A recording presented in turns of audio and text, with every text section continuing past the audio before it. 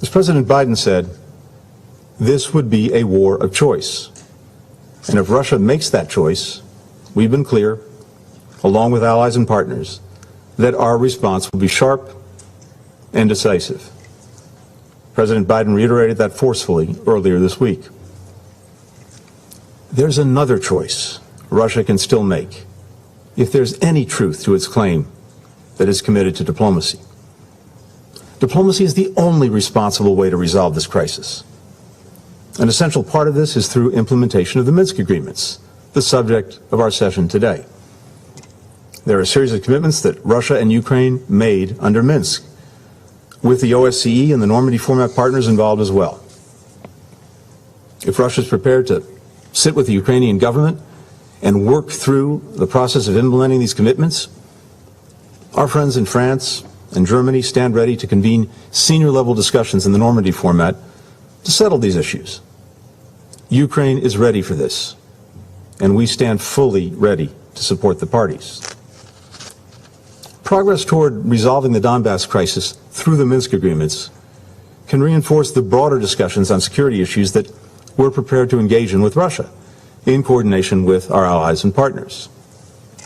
More than 3 weeks ago, we provided Russia with a paper that detailed concrete, reciprocal steps that we can take in the near term to address our respective concerns and advance the collective security interests of Russia, the United States, and our European partners and allies. This morning, we received a response, which we're evaluating. Earlier today, I sent a letter to Russia's Foreign Minister Sergei Lavrov proposing that we meet next week in Europe, following on our talks in recent weeks, to discuss the steps that we can take to resolve this crisis without conflict.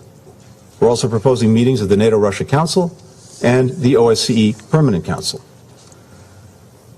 These meetings can pave the way for a summit of key leaders in the context of de-escalation to reach understandings on our mutual security concerns.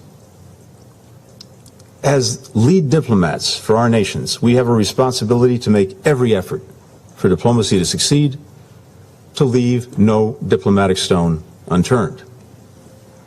If Russia is committed to diplomacy, we're presenting every opportunity for it to demonstrate that commitment.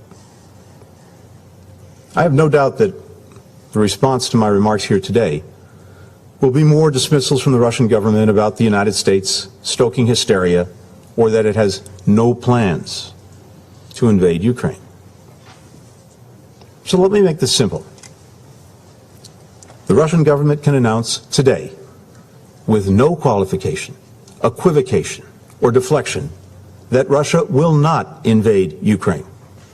State it clearly, state it plainly to the world, and then demonstrate it by sending your troops, your tanks, your planes back to their barracks and hangars, and sending your diplomats to the negotiating table.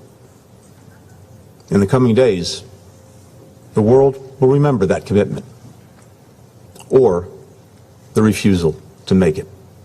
I yield the floor.